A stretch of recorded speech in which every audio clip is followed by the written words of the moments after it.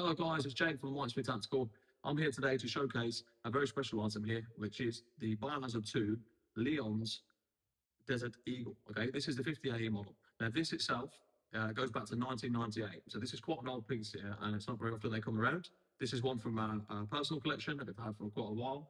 It's a little bit distressed on the boxes, but it's a really unique piece. It's really nice to look at. Now, obviously, this is airsoft, right? So this is an airsoft pistol. I'm going to fully state that it's not a real one, all right? This is a replica of the one that's used in the game from Resident Evil 2.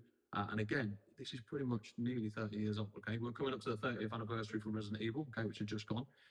So this one here, again, is quite an antique or historic piece, right? So as you come closer, you see here that the box art on this one, okay, for a Tokyo Marui product is actually quite retro looking. It's almost like a printed card, right? It doesn't have the best graphics on there, and it has actually an outlay, an image there from the game, and you can see those graphics from 1998 there as well, all right?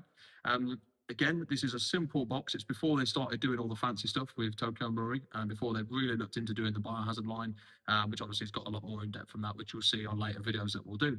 So when you lift up this, okay, obviously you see straight away that you have obviously the manual, which is the standard manual. This isn't actually a different manual for example, this specific pistol itself. This is the generic Desert Eagle Tokyo Marui manual. Okay, it doesn't have the Leon custom, right? So this is just a generic one. Whereas later they started to integrate more actually customized manuals. All right.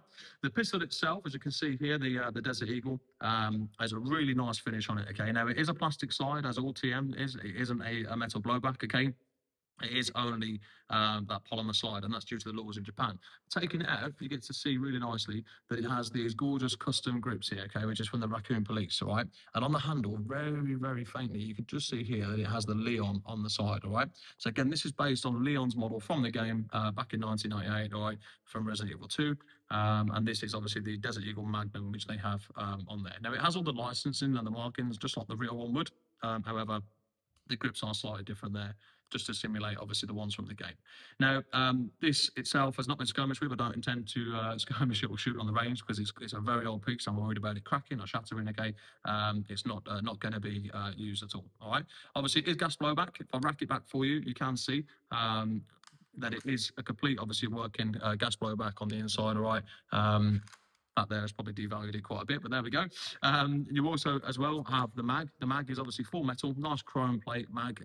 It's a really nice looking finish, okay, which hasn't changed too much from the ones that you see today, other than it doesn't actually have the TM markings on the bottom, okay, it's a standard one. You get your little speed loader there as the push loaders before you start to move into the more advanced speed loaders like we have now.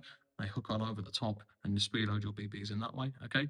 And also, one of the nicest things about this, obviously being the first model that they ever did, is this very, very nice pin badge, okay? Now, this is really seated in there, so I'm not going to remove it, all right? But you get the two set pins here from the RPD and the stars emblem as well, all right? Now, for the first one that they did, this was a really niche little piece that you didn't get with other pistols at the time. So it's quite a nice little touch there to be able to see this, and obviously the nice enamel pin badges that you've got. There are some BBs under there as well, which obviously you get with most of the things. But as far as it goes, this is a really nice collector's piece, okay? Very hard to find nowadays, especially in this condition. You don't really see many of them. It's an old style retro looking box, but as it is on its own, it is a fantastic, lovely piece. You look at the box around on the side, you'll see here it's got all the generic markings, but it doesn't have any holographic Capcom markings like the later models do down the line. All right, cool. Hope you enjoyed looking at it, guys. We'll do some more in the future.